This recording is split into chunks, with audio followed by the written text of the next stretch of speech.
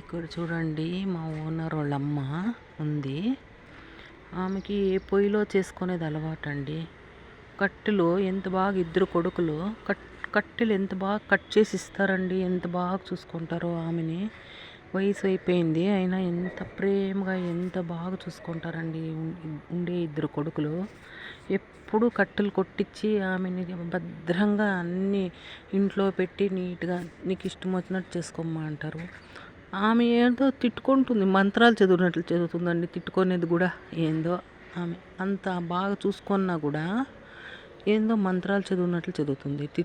తిట్టుకుంటుందో మంత్రాలు చదువుతుందో ఏం అర్థం కాదు నాకైతే.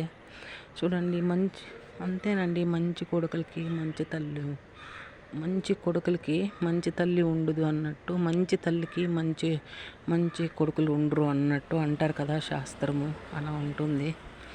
బాగా మంచి తల్లి ఉంటుంది, కొడుకులేమో బాగుండరు. చెడ్డ తల్లికి మంచి కొడుకులు ఉంటారండి.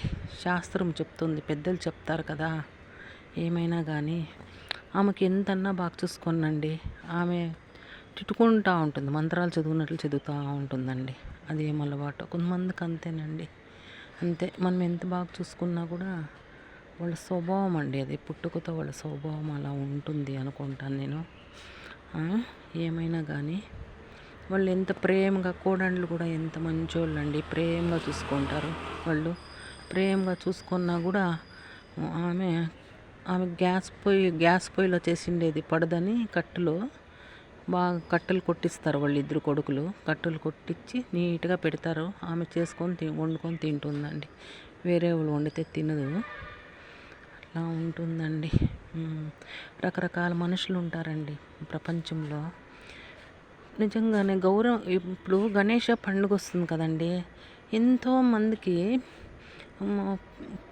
పుట్టినింటి నుంచి కొంతమందికి పుట్టినింటి నుంచి వాళ్ళకి ఏమీ పసుపు కుంకుమ డబ్బు కానీ ఏమీ అందదండి కొంతమందికి అయితే. నాకు ఇక్కడ ఉండే మా ఫ్రెండు వాళ్ళు బాగుండారండి పాపము. ఫ్రెండ్ చెప్పింది, నేను నాకు 5,000 పంపించారు మా తమ్ముడు అంటే, నాకు దండిగా ఉంది. మా పుట్టినింటి నుంచి ఒక 1,000 రూపాయలు పంపించినా నేను ఎంతో సంతోషపడేదాన్ని. నాకేమీ పంపించలేదు అని ఏడ్చిందండి పాప. నాకు బాధ అనిపించింది.